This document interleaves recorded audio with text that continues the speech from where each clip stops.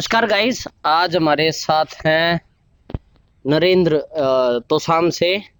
And ये defence की तैयारी कर रहे हैं काफ़ी टाइम से। तो आज इनसे जानेंगे कि क्या दिक्कतें इनको आई हैं सारे टाइम में, एंड क्या इनकी कोशिश करना सही था या गलत था। नरेंद्र, पहले तो ये बता दीजिए, आपने 12th किस स्ट्रीम से की थी? नॉन मेडिकल से सर। नॉन मेडिकल में आपके परसेंटेज क्या आए थे 12th में? 65%। 65। तो डिफेंस आप की खुद की वो थी सोच या फिर किसी और ने प्रभावित किया था आपको? खुद की सोच थी सर। कैसे कैसे इंटरेस्ट बना डिफेंस की तरफ? डिफेंस में सर एक तो सर रिस्पेक्ट होती है ज़्यादातर। रिस्पेक्ट से ज़्यादा मैं प्राइड कह सकता हूँ कि खुद को गर्व होता है कि हाँ, मैं खुद को देश के गर्व लिए होता काम कर रहा हूँ। क्योंकि रिस्पेक्ट औरों की नज़रों में मायने नहीं रखती, मायने रखती है सेल्फ रिस्पेक्ट। इसके बारे में हम आगे फर्दर वीडियोस में बात करेंगे। और क्या कारण था डिफेंस ज्वाइन करने का? यही कारण था सर मेन तो। मेन कारण सिर्फ प्राइड के लिए? हाँ सर। ठीक है। आपके फादर क्या करते हैं? गवर्नमेंट जॉब में सर। किस गवर्नमेंट जॉब में है? हरियाणा रोडवेज में सर। हरियाणा रोडवेज में है। खेती बाड़ी परिवार से आते हो आप? हाँ सर। तो किसान भी तो प्राइड की बात है। किसान भी है सर, लेकिन उसमें इतना वो नहीं होता। देखो, आप है ना इस टाइम पे वो सच बोलना चाह रहे हो जो दुनिया सुनना चाहती है। हाँ सर। खुद का सच है रोजगार। रोजगार भी है सर, और एक खुद के लिए भी होता है सर। खुद का देखो, जो खुद का सच है ना वो हमेशा ये रहेगा रोजगार। और मैं भी मानता हूँ और आप भी कहीं ना कहीं ये मानते होंगे कि हरियाणा में स्पेशली सबसे ज़्यादा बच्चे डिफेंस की तरफ भागते हैं। उसका मेन कारण रोजगार ही है। मैं रूरल एरिया की बात कर रहा हूँ, गांव वाले एरिया की बात कर रहा हूँ, ना कि शहर वाले एरिया की। जो शहर में है, क्या पता उनका फैमिली बैकग्राउंड अच्छा है, फिर भी अगर वो डिफेंस में जाना चाहते हैं, देन कारण हो सकता है कि भाई वो बहुत ही ज़्यादा पैशनेट हैं उसके लिए, वो वर्दी पहनना चाहते हैं, या और दूसरे कारण हो सकते हैं। लेकिन हम जिस एरिया से हैं, रूरल एरिया से, वहां पर मेन कारण तो रोजगार ही है। हाँ सर, रोजगार भी है। ठीक है। तो आपने कितने पेपर दे चुके हो अभी तक? 5-6 पेपर दे चुका हूँ सर। 5 से 6। आपने 12th किस ईयर में की थी? ये सर 2016 में।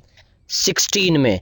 16 में अगर हर साल 2 पेपर भी लगाए तो अभी तक, हाँ, 7 से 8 इन्हें देने चाहिए थे। लास्ट इस साल नहीं हुए होंगे, मान सकते हैं हम। कितने मार्क्स से रहे हैं हर बार? क्या क्या दिक्कतें आई हैं?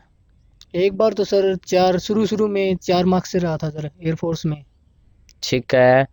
और आर्मी के लिए रनिंग की थी, उसमें भी सर थोड़ा बहुत रह गया था। रनिंग में रह गए थे, हाँ ठीक है। सर। वो भी प्रैक्टिस से हो सकती है। मैं कह रहा हूँ, आपने कहीं कोचिंग ली थी? कोचिंग नहीं ली थी सर तब। आप कोई भी चीज करना चाह रहे हैं यार, कोचिंग, मैं ये नहीं कह रहा हूँ कोचिंग जरूरी होती है, लेकिन एक कोचिंग एक सही तरीका है उस जगह तक पहुंचने के लिए। तो प्लीज, हर किसी चीज की कोचिंग अवेलेबल है आज के टाइम में इंडिया में। तो प्लीज प्रोफेशनल तरीके से जाने की कोशिश कीजिए उसमें। चलो, दूसरी चीज, आपने कभी एनडीए वगैरह के बारे में नहीं सोचा? एनडीए का फॉर्म भरा था सर, लेकिन उसका एग्ज़ाम नहीं दे पाए। क्यों नहीं दे पाए एग्जाम? बस सर कुछ प्रॉब्लम आ गई थी, मतलब काम आ गया था कुछ, इसलिए नहीं जा पाए वहाँ। अच्छा, काम आ गया था इसलिए आप जा ही नहीं पाए। कभी आप जैसे 3 साल आप लगा चुके हो उसमें, 4 साल होने वाले हैं, क्योंकि 2016 में आपने 12th की थी। आपको नहीं लगता कि कोई और कोर्स करते तो आप भी, आपके पास एक रोजगार होता, आपकी ग्रेजुएशन हो चुकी होती? हाँ हो जाती सर, पढ़ाई के लिए ज़्यादा करते तो हो जाती। या फिर आपका पढ़ाई में मन ही नहीं था? थोड़ा बहुत था सर, ज़्यादा नहीं था। चलो, तो आपको शायद किसी ने ये नहीं बताया होगा कि बहुत सारे कोर्सेज ऐसे भी हैं जो बिना पढ़ाई से जाते हैं, एंड वो गवर्नमेंट जॉब तक भी जाते हैं। हाँ जाते हैं सर। उनके बारे में गवर्नमेंट आप लाइन होती है सर। अवेयर्ड नहीं थे या फिर क्या बात थी? अवेयर नहीं थे सर, एक गेम के लिए होता है ज़्यादातर, वो गेम वाले जाते हैं गवर्नमेंट जॉब में। ना, गेम वाले भी नहीं है। जैसे मैं आपको एग्जांपल देता हूँ, आपने नॉन मेडिकल की थी, राइट? हाँ सर। अगर नॉन मेडिकल में ही देखा जाए तो आप बीएससी कर सकते थे। किस नॉर्मल बीएससी की बात नहीं कर रहा हूँ मैं बीएससी कर रहा हूँ रोजगार के लिए। पहले सरकारी नौकरी छोड़ देते हैं, हम रोजगार की बात करते हैं।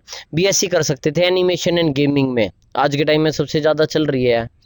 आप बीएससी कर सकते थे फिल्म स्टडीज़ में। जो ये कैमरा लगा हुआ है ना, हाँ सर। सिर्फ इससे आज के टाइम में भी, वो जो अपने गम ने कुआ पूजन की वीडियो बनाना आया करें, हाँ सर। वह भी लाख लाख रुपये कमा ले जा। हुनर का ही तो काम है। लेकिन मेरा क्वेश्चन फिर से वही है कि अवेयरनेस कितनी है अपने एरिया में। अगर आप चलो बीएससी नहीं करते, आप बीए कर लेते, BA journalism and mass communication है, पत्रकार सरकारी भी होता है और प्राइवेट भी होता है, तो दोनों स्कोप आपके पास रहते हैं, सरकारी का भी और प्राइवेट का भी। हाँ सर। किस स्कूल से की आपने पढ़ाई? संगम सीनियर सेकेंडरी स्कूल है। संगम सीनियर सेकेंडरी स्कूल से। यहाँ पे करियर काउंसलिंग होती है कभी? नो सर, ऐसा तो कभी नहीं हुआ। दिक्कत ये है अपने एरिया में कि यहाँ पर करियर काउंसलिंग की बहुत ही ज़्यादा कमी है। एंड जितने भी करियर काउंसलर हैं भी अपनी जान में जो कहते हैं, वो मोस्टली कॉलेज काउंसलिंग करके जाते हैं। पहले आपके पास आया हुआ हो कोई जो ये कहते हैं वो कि हमारा कॉलेज ये है, ये कोर्सेज कराते हैं, वो होती है कॉलेज काउंसलिंग। करियर काउंसलिंग होती है कि आप अपने एरिया में रहकर किस किस रोजगार में जा सकते हैं आपके टैलेंट के दम पर, वो होती है करियर काउंसलिंग। अच्छा चलिए ठीक है, अब मैं मान लेता हूँ ये पूरा साल निकल चुका है, अब आपकी तैयारी भी अच्छी चल रही होगी, जो रेस वगैरह आप करते हैं मैं देखता हूँ, कल भी देख रहा था मैं, तो मैं वही जानना चाहता हूँ, अगर इस साल भी आपका नहीं होता है डिफेंस का, देन आपके क्या प्लान्स हैं? तब सर मैं कोई टेस्ट वगैरह के लिए तैयारी करूंगा सर। ग्रेजुएशन बेस पे, हाँ सर। जैसे एसएससी सीजीएल वगैरह ये सारी चीजें? CHSL होता है सर वैसे। अच्छा, फिर मतलब आप उस भेड़ चाल में लगे रहेंगे जो गवर्नमेंट जॉब के पीछे जाती है? वो तो सर किसी ने बताया नहीं, इसलिए